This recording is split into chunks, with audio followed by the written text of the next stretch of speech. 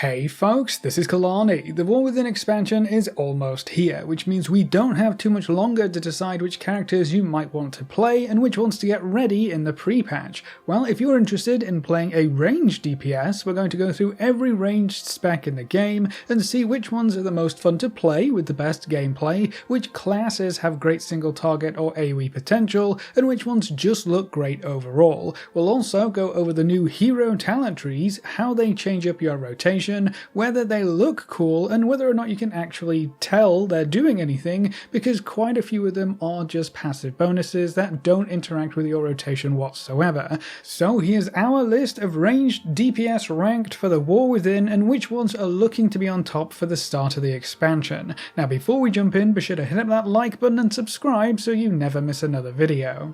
Let's get this party started with the Hunters, and we'll kick things off with Marksmanship. Hunter is still the lone wolf precision focused sniper spec. You'll typically run without your pet, trading it out for a damage bonus, and the general feel and main abilities haven't really changed that much. You're still using aimed shots to deliver big hits, firing off those rapid fires, arcane shots or multi-shots, and filling things in with steady shot when you don't have any focus. True shot gives you some huge windows of burst damage, but outside of that the spec can feel a little slow to play. Now all hunters are going to have great mobility thanks to Aspect of the Cheetah and Disengage, letting you quickly reposition whenever you need to. You also have some good utility and defensives between your traps, stuns, immunity, self-heals, Hunter's Mark, misdirection and feigned death. You have a pretty unique setup that will help keep you alive and help your group overcome any challenge. But if you do run Lone Wolf and don't have a pet out, you are going to lose out on quite a bit of soloing potential and you forfeit quite a bit of utility as well, which definitely isn't ideal.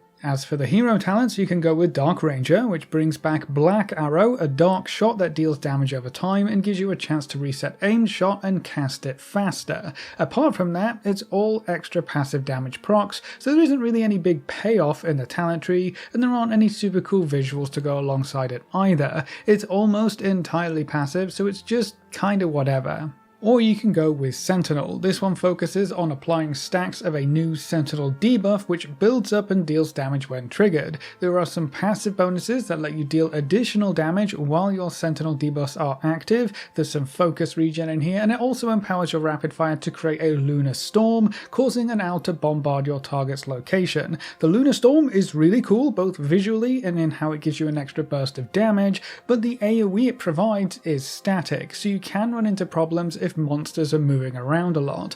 Sadly, I do think Marksmanship hero talents drag things down a bit, and with you losing utility and effectiveness when running Lone Wolf, Marksmanship is going to end up in the B tier for me.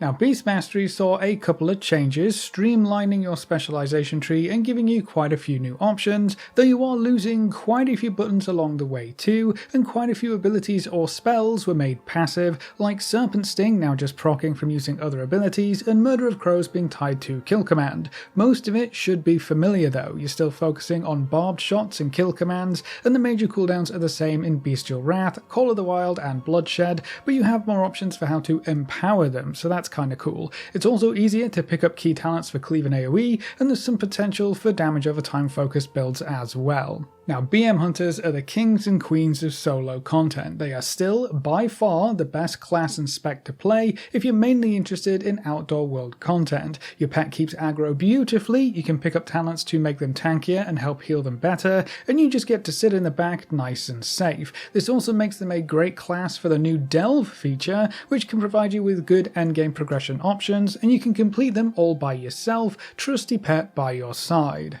Now that doesn't mean that they're useless in group content though. Beast Mastery is also the most mobile ranged DPS. No one else can really do what a BM Hunter can do. You can move constantly, jump around as much as you want, all without losing a single drop of DPS. You don't have any hard cast times, everything is instant, and you get to play at ranged. This is also why I stand by my usual statement of BM Hunters being the easiest spec to pick up and play in all forms of content. They might not be the most exciting spec to play, but they will keep you alive and let you learn new content without really having to worry about things like cast times. You also bring pretty much all of the same utility as MM and more thanks to your pet.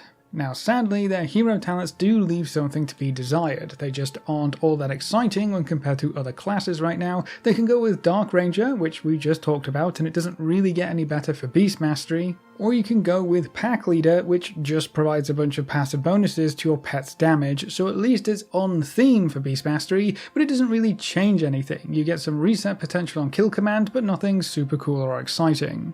Thankfully, they do have a pretty good package, even though the hero talents are kinda bad, with great solo potential, some decent utility, amazing mobility, and with them being a perfect pick for newer players, I'm gonna put Beast Mastery Hunter in the A tier. Now next up we have the mages. Let's start with Frost. Frost remains as one of the easier mage specs to play, but honestly with the big fire and arcane changes going into this expansion, it is a lot closer than it used to be. Frost is all about frost magic, shocking, I know. Frostbolt, Ice Lance and Flurry build up your core rotation, and you'll be buffing your spells to treat the target as if they were frozen, so not a lot has really changed for Frost. It's a really smooth, satisfying rotation with some massive payoffs, especially if you're running Glacial Spike, which hits like a truck. It's wonderful. They have so many great AoE options too, like throwing massive frozen orbs into packs of monsters, calling down frozen comet storms, and summoning Blizzard to pelt your foes. Frost will always dominate in 2-target encounters as well, thanks to splitting ice, so they have that really cool niche where they excel as well. Mages also have a ton of utility. You bring the intellect raid buff, so that's always going to be useful. You have so many options for slowing down your enemies or crowd controlling them. You have fantastic mobility between blink, shimmer, ice flows and alter time, and you have great defensive options with barriers, mass barrier, mirror images and ice block. You can also teleport around the world or provide portals for your group, and you also have lust on top of all of that. It's kinda crazy what a mage brings to the table and how powerful they can be in all kinds of group content. Now for hero talents, Frost can go with Frostfire, which combines frost and fire magic to give you stacks of mastery and haste buffs, and you can also trigger fire spells for free when using frost spells, like summoning meteors when using Comet Storm or doubling up on your barriers. This hero talent option also buffs up your major cooldowns to make them even more powerful. Or they can run with Spellslinger, which is a lot more passive and deals with generating these shards or splinters and throwing them at your enemy. There are a lot of passive bonuses here and some larger spikes of damage, but the whole tree is quite passive, which isn't necessarily a bad thing. Having a lower maintenance option can be better in some cases, and then you get to pick between the two. With some interesting hero talents, a great overall class package, and with Frost being an easier spec to pick up and deal massive damage with, Frost Mage lands in the S tier for me. Now Fire Mage has seen quite a few changes that leave this spec in a pretty good place. You still have the basic setup of Fireball Filler with Phoenix Flames and Fire Blasts to give you reliable crits to build up those hot streaks, to let you fire off instant cast Pyroblasts or Flame Strikes. That's the entire gameplay loop in a nutshell. Combustion gives you these crazy damage windows where everything crits, letting you fire off instant casts over and over again. It's an incredibly satisfying minigame whenever Combustion is up, and it also looks really cool. But going into the War Within, you have fewer buttons to worry about and manage, and your Combustion windows are going to be less punishing. It's the same great Fire Mage feel, but easier to pick up and understand. There are also some pretty big changes to Living Bomb, making it a proc that you spend with Fire Blast, and during Combustion you'll be spreading these bombs to so many mobs, causing a massive explosions. It's really cool. And of course you're going to bring all of the same mobility, utility and defensives that we went over in the Frost Mage section, so mages really are a fantastic, well-rounded class as a whole. Fire also has some cool hero talents to choose from. Frostfire is the same as we just talked about, but flip the free fire and frost spells and you'll be empowering Combustion as your main big cooldown. The other option you have is Sun Fury. You'll be building up spell spheres to increase your damage. There are various passive bonuses, and when you use Combustion you also summon a Phoenix that casts powerful spells at your target. The Phoenix is more powerful the more spheres you have, and you can also extend your major cooldowns depending on how many spheres you get as well. Then when your Combustion ends, you'll get Hypothermia for free, letting you spam Pyros or Flame Strikes for even longer. It's a really cool set of talents, and it might be one of my favourite hero talent sets so far. With some very cool hero talent options, a great class kit, and a really fun rotation, Fire is going to join Frost in the S tier for me. Arcane also saw a lot of changes and has been made a lot simpler as well. They don't have the crazy technical opener anymore, and they have fewer cooldowns to worry about, so it's going to be far less punishing and just easier to get in and play overall. The general goal has stayed the same: manage your mana and generate arcane charges to deal more damage. Arcane missiles can now only be used during clear casting, which makes that a bit easier to understand, and you still have Arcane Barrage as your charge dump or spender. The cooldowns for Arcane are kinda interesting. Arcane Surge burns all of your mana to deal big damage and lets you go crazy for a short time, and then Evocation lets you recoup mana and gives you a large int buff, so coupling them together leads to some great burst potential with a pretty short cooldown. But the most fun I've had with Arcane is in dungeons or AoE packs with the free Arcane Orbs. This is kind of unique to Arcane because the Arcane Orbs are skill shots. They're going to shoot out where you are looking, so you have to position yourself carefully so you aren't firing Arcane Orbs off into nothing. There is a bit of RNG here, but if you get lucky you can just launch off barrages of orbs and do some massive damage, which is always a lot of fun. And just like the other mage specs, you have a boatload of utility, defensives and mobility at your disposal. For hero talents, Arcane gets to choose between Spellslinger, the passive splinter throwing hero talent, or Sun Fury, where they build up the same spell spheres and summon phoenixes during their big cooldowns. Honestly, all three hero talents are pretty cool. I think mages have some of the best options in the game right now, and this might seem like a mage appreciation party at this point, but Arcane is just as good as the other specs and can be just as fun, but it offers you yet another way to play your mage, so Arcane lands in the S tier for me as well. Next up we have Shadow Priests. By surrendering to the Void, Shadow Priests unleash their dark powers to deal damage over time and basically go insane. Their main resource is literally called Insanity. They have some very interesting cooldowns which you can extend by spending Insanity during them, so it becomes a minigame of staying insane for as long as you can to boost your damage for as long as possible. It can be a lot of fun, but there's quite a lot to keep track of, and the spec doesn't feel quite as good outside of Void form. Priests also suffer from quite a bit of button bloat, so if you like fewer keybinds or easier rotations, Shadow Priest might not be a great pick. Shadow Priests are also very different when it comes to dealing AoE damage, partly because you're going to want to dot everything up, but the other big piece of this puzzle is Psychic Link, which copies part of your single target damage to other enemies, so really your AoE rotation is just your single target rotation, while ensuring that your dots are up on as many mobs as possible. It can be a lot of fun when you have one beefy target to pile everything into, but it can be awkward sometimes as well if everything is just dying too quickly. Priests are also going to bring quite a bit of utility to the table, including the Stamina Raid buff, which will always be handy. Power Word Infusion gives yourself and an ally a huge haste buff, and you can also master spell to quickly clear out pesky magic debuffs. Vampiric Embrace also lets you help out the healers in a pinch, and you can do some interesting things with Dominate Mind. Unfortunately, Priests do still suffer from a lack of mobility. They might be one of the least mobile range DPS specs in the game, which can make it hard to get the most out of your damage profile in hectic situations. Now as for hero talents, Void Weaver is peak Shadow Priest fantasy. Void Torrent opens a Void Rift to deal extra damage and changes your Mind Blast into Void Blast. You can empower your Shadow Fiend and build up those Void Rifts by casting Devouring Plague. It looks really cool, and more Void powers are always welcome on Shadow Priest. The other option you have is Archon, which focuses on and empowers your Halo spell, causing it to expand and contract and cast multiple times, so you have these constant waves of damage flowing back and forth. It does look really cool, but the rest of the hero talent tree is just passive bonuses, so the multiple Halos are really the only interesting part in my opinion. So the hero talents are kinda cool, but I'm not a fan of the button bloat or the lack of mobility, and I just don't have as much fun with the spec as a whole, so it's gonna go in the B tier for me.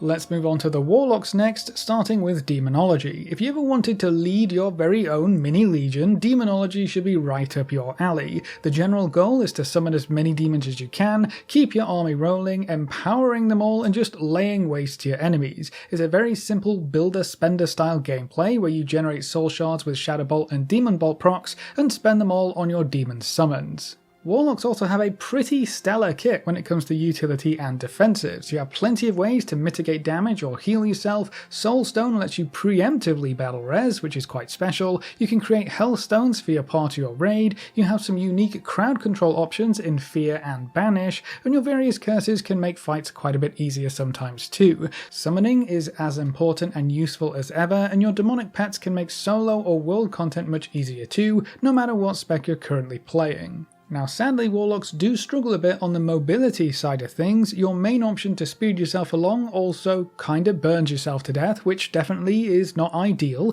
You can also use Demonic Circle to great effect, but that is usually placed in a planned position, so anytime you don't want to go exactly where that's set up, it's not going to be quite as useful, and then your Demonic Gateways will typically be used by the group as well and kind of set up ahead of time, so you don't always get to use that for personal mobility. Now as for hero talents, Demonology can go with Diabolist, which lets you summon some massive demons, Overlords, Mothers of Chaos or Pit Lords, which provide you with big bonuses and empower your other spells. It's super cool visually and I love summoning big demons, but sadly the entire tree is passive and happens in the background, so while it's cool thematically, it doesn't change all that much in the grand scheme of things. The other option they have is Soul Harvester, which empowers specific soul shards, and if you spend those empowered shards you deal a lot more damage. There are various bonuses to other spells, and Demonic Tyrant gives you 3 empowered shards, so it leads into the soul side of the Warlock fantasy. With all of the utility on offer, some interesting hero talents, and a fun gameplay loop, Demonology is going to join the A tier for me. Destruction focuses less on demons and more on raw firepower, throwing massive chaos bolts in your enemy's face and burning them with fel and fire. You're still using soul shards though, generating them with Incinerate, Immolate and Conflagrate, and spending them with Chaos Bolt or Rain of Fire. The rotation is very simple, it's probably the easiest Warlock spec to play out of the 3, so if you love the theme of Warlocks but want to play something a bit more straightforward, which doesn't necessarily rely on a bunch of pets or damage over time spells, Destruction does give you that easy option. There are some really interesting abilities you can pick up in the talent tree as well, like Channel Demon Fire, which unleashes a torrent of green flames towards your enemies, or Dimensional Rift, which lets you tear a hole in time and space, opening a rift to damage your foes. The most unique ability that Destro has is probably Havoc, which lets you hit 2 targets at once with your single target spells, so you can throw out those massive chaos bolts and hit a second target more or less for free. That's pretty cool. Destruction brings the same kind of general utility as Demonology, as it's pretty much all tied to the class instead of the spec, and they suffer from the same mobility problem, although Destro has fewer instant casts to use on the move, so the lack of mobility hurts a bit more. For hero talents, Destruction can pick Diabolist just like Demonology, so you get those big demons and their various effects, or you can run with Hellcaller. This one revolves around a new damage over time spell, Wither, which deals damage and can stack up. Those stacks can then collapse and deal damage for each stack, so it builds up and triggers for big damage and then starts to build up again. There are various passive bonuses and a new cooldown, Malevolence, which causes your Wither targets to take extra damage and gives them a bunch of stacks too, so it's just a guaranteed way to deal more damage. Destruction isn't quite as fun as Demonology in my opinion, so it's going to end up in the B tier for me. And then Affliction is my least favourite out of the Warlock specs right now, but honestly that's kind of always been the case. Affliction is all about damage over time effects and keeping everything active as much as you can to maximise your damage of your main shard spender, Malefic Rapture. Going into the War Within, Affliction is being made quite a bit easier to play and less punishing if you get things wrong, so it should be more accessible, but the rotation and gameplay are still going to require a lot more upkeep and maintenance when compared to the other 2 specs. I also think it's much harder to play Affliction in dungeons especially. At least with raids you have this big beefy target that you can just keep everything rolling on at once, but when it's little packs that die quite quickly, sometimes it can feel like you never really get to ramp up properly as Affliction, and you're missing the upfront burst that a lot of specs and classes have access to that make them feel really fun in dungeons. You will still bring that great Warlock utility package, so you'll still be a valuable asset in any group you join. And then for hero talents, Affliction can go with Hellcaller, so you get the Wither spell and the other cooldowns, or they can roll with Soul Harvester for the empowered Soul Shards gameplay. With all that taken into consideration, Affliction is going to end up in the C tier for me. Druids are next, and balance is in a bit of a pickle right now. The main big change going to the War Within is the removal of Arcanic Pulsar, so you don't get those free small celestial alignment windows anymore, which for me was one of the fun parts of balance. With that taken out, you're kind of just left with the same Eclipse gameplay without anything too exciting going on. You're still using Wrath and Starfire for fillers, Star Surge and Starfall as your spenders, and the typical Moonfire and Sunfire dots that you'll want to keep up. There are some cooler abilities in your talent tree like Fury of Elune or Full Moon to change things up. The rotation overall is just okay. It's not great, but it could be worse. It's just kind of boring when compared to some of the other ranged DPS right now. Spamming Starfall is still kind of fun on big AoE pulls, but that's kind of it. Thankfully, they do have quite a lot to offer in terms of utility. They bring the Versatility raid buff, a Battle Res, Innovate, which is quite unique, AoE roots and a Vortex, a knockback, and they can change forms to become tankier or get a quick speed boost.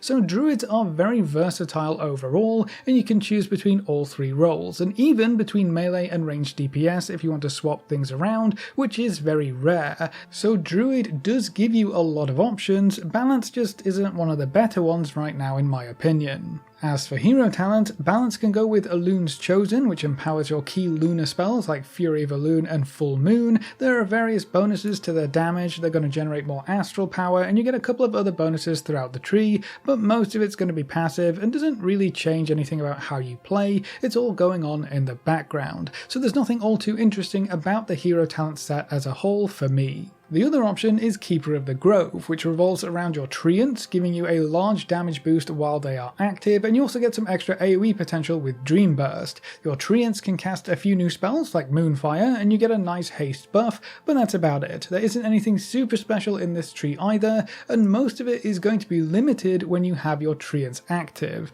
With nothing super new and not a lot to get excited about, and with hero talents that leave a lot to be desired, balance is going to drop into the C tier for me.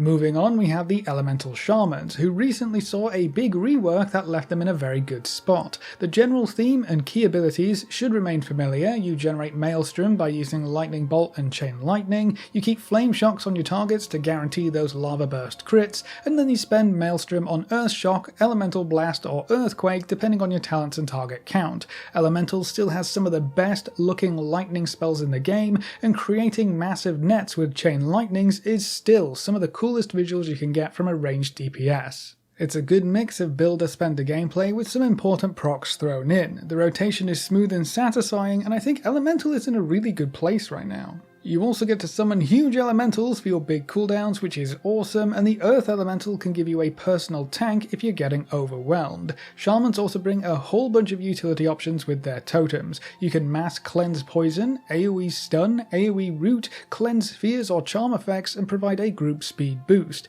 They also have a brand new mastery and Wind Fury style raid buff, and they also bring lust, so Shamans bring a lot to the table. Now as for hero talents, Elemental can go with Stormbringer, which really just focuses in on those lightning spells and dealing a bunch of damage. After spending Maelstrom, you can use the Tempest spell, which deals AoE damage and empowers your other spells like Chain Lightning, so it's all about casting Tempest as often as you can and benefiting from the various bonuses on offer. If you love the whole lightning part of Elemental Shaman and spamming Chain Lightning, Stormbringer just adds more on top. The other option is Farseer, which empowers Primordial Wave and leans into the ancestral theme of Shamans. Whenever you use Primordial Wave, you summon an ancestor who then copies your spells for a short period of time. The rest of the talent tree empowers these ancestors and gives you a variety of ways to summon them, so if you like the idea of having a bunch of ghost ads spamming spells alongside you, Farseer could be an interesting option for you. It's not quite as active or as fun as Stormbringer in my opinion though. With a great rework, some fun hero talent options, and smooth gameplay, Elemental Shaman lands in the A tier for me. And then let's round out this video with the Evokers, starting with Devastation. Devastation Evokers unleash the power of the red and blue dragonflights to decimate their foes, and they do a fantastic job of it while looking very cool. Their basic rotation is quite simple, spending essence on Disintegrate or Pyre, and using filler spells when you don't have enough essence. They also have some powerful cooldowns that you can extend by using Empower spells, which are really the key of playing Evokers well. Empowered abilities can be charged up to different levels, levels to give you different effects, so there's an extra element to pay attention to in your Evoker rotations, and it's just another way that Evokers are quite unique. They also bring quite a bit of utility to any group, including a raid buff that gives everyone more access to their mobility spells. You can pick up an AoE speed boost, there's a mana restoring buff for healers, you get an AoE knockback and knock up, you can extend the duration of crowd controls, and you also bring a bloodlust. There are some good defensive spells to keep you alive, a few different ways to heal yourself, and then they also have great mobility thanks to hover,